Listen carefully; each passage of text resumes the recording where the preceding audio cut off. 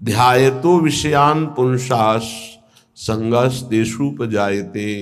यदि तुम विषय चिंतन न करो तो किसी विषय में सुख नहीं है। तुम्हारा जब एकांत में चिंतन बनता है तब वो तुम्हें चिंतन के कारण सुखानुभूति होती है, ना कि उस विषय में सुख है।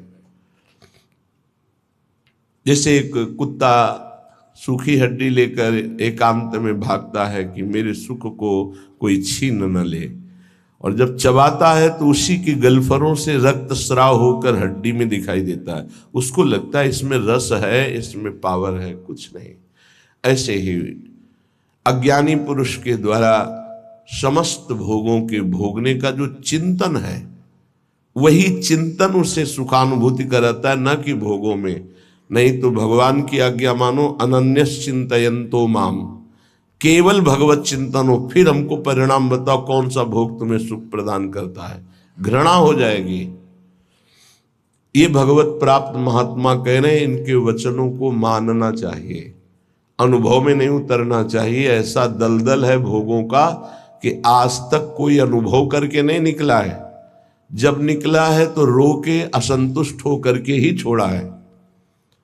कभी कोई ऐसे भोग नहीं छोड़ पाया कि बहुत भोगा, हमें तृप्ति हो गई, अब मैं जा रहा हूं भगवान की शरण में। ऐसा कभी नहीं हुआ, एक भी नहीं हुआ। चाहे जितना बड़ा सम्राट हो, चाहे जितना भोग बाहुल्यता हो, रोया, पश्चाताप किया और असंतुष्ट होकर, अतृप्त होकर त्यागा।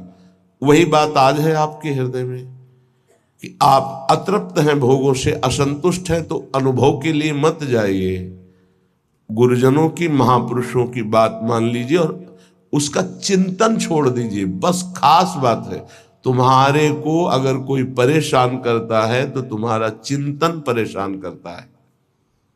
अंदर से ठीक बैठ कर देख लीजिए। बड़े भाग्यशाली उपासक है जिन्होंने अपने चिंतन को बचाने की चेष्टा की। कोई भी क्रिया तब होती है जब चिंतन होता है। ये बहुत सिद्धांत है, भगवान के वचन है। ध्यायतो विषयान पुंसास संगस तेषुपजायते। जब हम किसी विषय का ध्यान करते हैं, चिंतन करते हैं, मनन करते हैं, तो हमारे अंदर उसके भोगने की इच्छा प्रकट होती है।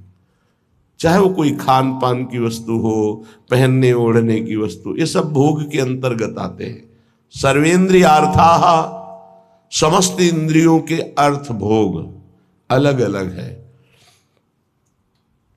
श्रवणेन्द्री, घ्राणेन्द्री, नेत्रेन्द्री, त्वगेन्द्री, वाकेन्द्री, हस्तेन्द्री, पादेन्द्री, जनेन्द्री, गुदाएन्द्री, ये सब इंद्रियां हैं। 5 कर्मेंद्रियां हैं और 5 ज्ञानेन्द्रियां हैं। इनका मुखिया मन, ये 11 इनका काम ही है जगत के भोगों में चिंतन लगाना। बहुत सूक्ष्म विषय प्रार्थना है, ये संतों के अनुभूत विषय है। चिंतन किसी विषय का ना हो और फिर कोई भोग भोगो, बिल्कुल 100 में 100% आपको सुख नहीं मिलेगा। और ऐसे महापुरुषों का जो चिंतन भगवान में स्थित है, प्रियालाल में स्थित है, उनके लिए कहा गया वो विषयान ग्रहणंत मुंचंत, वह कोई फर्क नहीं पड़ता। विषय सेवन में, पाप कृत्य में, पुण्य कृत्य में अंतर से देखा जाता है कि उसको बराबर 5 व्यक्ति बराबर वही क्रिया कर रहे हैं, चाहे वो पाप की हो या पुण्य की हो, लेकिन पांचों का फल अलग अलग हो सकता है। एक का राग नहीं है, बिल्कुल केवल क्रिया है, बिल्कुल राग नहीं है, बिल्कुल नहीं बंधेगा, उसका हर कर्म अकर्म हो जाएगा।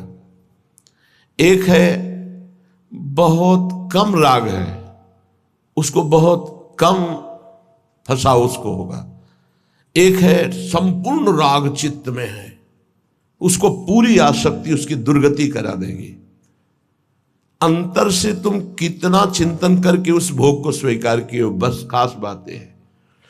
इसीलिए भगवत प्राप्ति के मार्ग में चाहे जो विषय हो, यदि वो बहुत प्रिय लग रहा है और उसका हमारा चिंतन बना है तो उसे हमें सेवन नहीं करना चाहिए, चाहे वो कितना सतोगुणी भोग क्यों न हो, क्योंकि हमारा चिंतन बना है। और अगर हम भोगेंगे तो चिंतन पुष्ट हो जाएगा और बार बार चिंतन होगा तो हमारे चिंतन में विघ्न पड़ेगा। इसलिए जिस वस्तु का चिंतन हो कि आज तो अमुक चीज खानी है, अमुक चीज देखनी है, अमुक चीज भोगनी है, उसका बहुत सरलता पूर्वक यदि माया ने सानिध्य दे दिया है तो भी ना भोगा जाए। ये बहुत अंदर से अध्यात्म पुष्टि की बात है, इसे समझ लो। श्रीपाद कह रहे विषम, पहली बात यह है कि तुम हर्षित होकर जे ही भोग में जाओगे तो परिणामता तुम्हें शोक मिलेगा, क्योंकि द्वंद्व है ये विषम है। हरिवंश महाप्रभु इसी संसार पर विजय प्राप्त करने के लिए प्रेम की बात कही है। अगर इस संसार को जीतना है तो एकमात्र भगवत प्रेम है, दूसरा कुछ नहीं, दूसरी किसी की सामर्थ्य नहीं है। प्रेम में बहुत प्रबल शुभ अशुभ दुर्ग विध्वंस बल तब जयति जयति जग उच्चरे। सेवक जी महाराज कह रहे जीत विषम संसार कीर्ति जग विस्तर है। जीत विषम संसार कौन? जय जय श्री हरिवंश नाम गुण गाय है, जो नाम जप कर रहे हैं, लीला गायन कर रहे हैं। विषम निरय वदभात सर्वेंद्रियार्था, इंद्रियों के जितने भी भोग हैं ये सब नरक प्रदान करने वाले हैं, इनमें किंचन मात्र सुख नहीं है। श्री कृष्णचंद्र जी ने गीता जी में कहा दुख योनयः, अर्थात केवल ये दुख प्रकट करते हैं। पक्की बात है, सच्ची बात है। अज्ञान के कारण आपको ऐसा लगता है कि इंद्रियों के भोग भोग कर मैं सुखी हो रहा हूं, लेकिन सत्य विषय यह है कि जब उनको भोगो तो अंदर से आता है कि जो मैं चिंतन में सुख प्राप्त कर रहा था वो तो है ही नहीं। बड़े बड़े भोगियों को घृणा होने लगती है, पर वो घृणा दूसरी तरह की होती है, वैराग्य नहीं होता।